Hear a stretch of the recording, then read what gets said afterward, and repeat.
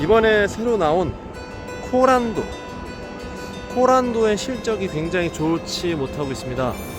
실제로 저희가 거리에서 코란도를 볼 수가 없습니다. 저는 한 번 정도 봤나? 여러분들 혹시 코란도 보셨습니까? 자동차 관련 포털 사이트 게시판에 가면은 코란도에 관한 칭찬을 굉장히 많이 합니다. 그리고 쌍용에 관한 응원을 굉장히 많이 하는데도 실제로 응원은 많이 하지만 쌍용 자동차를 실제 제 주변이나 지인분들이, 여러분들이 혹시 지인분들 중에서 많이 사시는지, 지금의 현주소 과연 무엇이 원인일까 한번 생각해 보도록 하겠습니다.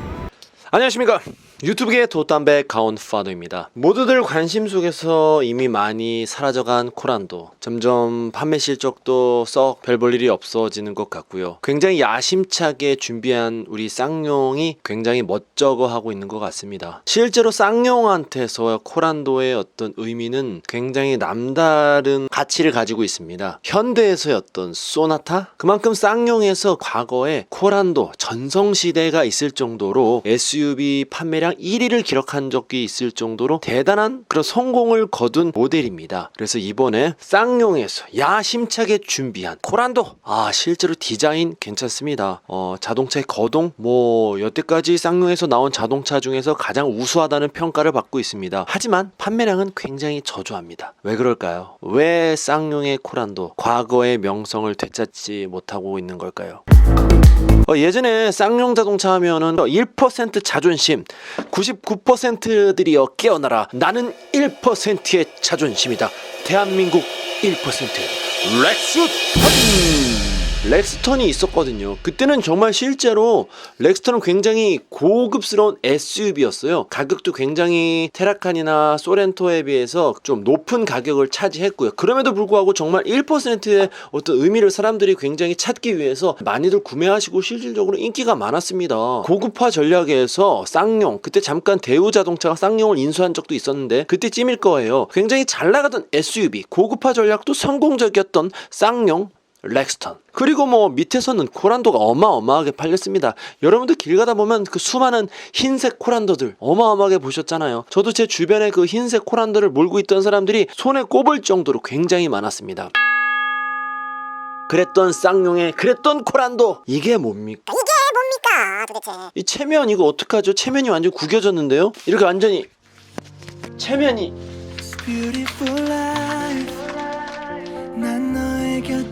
이렇게 되었거든요.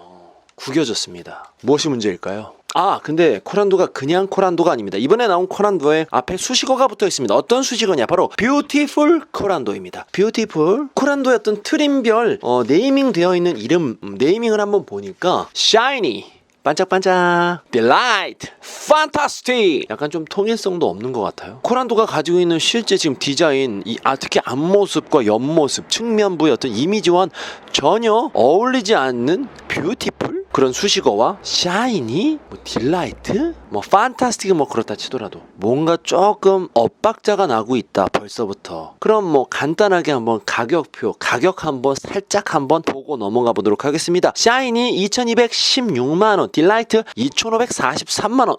굉장히 갭이 크네요. 22에서 25. 그 다음에 판타스틱 2813만원입니다. 판타스틱 가격이 굉장합니다. 요거는 거의 산타페 첫 번째 트림과 거의 비슷한 수준의 가격을 가지고 있네요. 산타페가 지금 2800인데 판타스틱 코란도가 아무리 코란도지만 쉽지 않죠? 네. 자, 여기서 주의할 점은요, 일단 샤이니 2216만원은요 정말로 수동, 저는 수동을 몰고 싶어요 라는 정말 특별한 분들에게 해당되는 거고요. 대다수의 분들은 아마 우리나라에서 수동을 많이 안 찾으실 거예요. 많이 힘드시니까, 다리도 아프고. 실질적으로 그래서 샤이니, 수동이 아닌 오토 미션을 가지고 있는 샤이니는요 2406만원입니다. 그러니까 시작이 2406만원이라고 생각하는 게, 일단 티볼리와는 다르게 주변 환경, 쌍용 코란도가 위치한 이 등급이 사실상 굉장히 힘든 애매한 등급입니다. 준준형 SUV라고 하죠. 근데 실제로 준준형 SUV가 인기가 많지가 않아요. 준준형 SUV를 고를 바에야 가족이 있는 아빠들의 경우엔 그 위 등급인 산타페 소렌토 혹은 QM6를 아마 살펴보게 될 거고요. 사회 초년생분들이나 아니면 차가 한 대 더 필요한 분들, 뭐 아니면 출퇴근하는 직장 여성 혹은 남성분들 같은 경우에는, 그런데 나는 세단보단 SUV를 사고 싶은 분들에게는 초기에 경제적인 부담이 없는 소형 SUV 쪽으로 많이들 끌리겠죠. 그래서 어떻게 보면 이거는 중간에 껴있는 이리 치이고 저리 치이고 와리가리 왔다 갔다, 그래서 굉장히 고달픈 바로 그런 존재, 그런 부분에 있습니다. 그렇기 때문에 굉장히 특별한 강점이 아니고서는 이 준준형 SUV를 사람들이 일단 많이 찾지 않는다라는 게 바로 이 코란도의 고민 중에 첫 번째가 되겠습니다. 그리고 또 준준형에는 굉장히 예전부터 견고하게 다져져 있고 상품성도 괜찮은 투싼과 스포티지가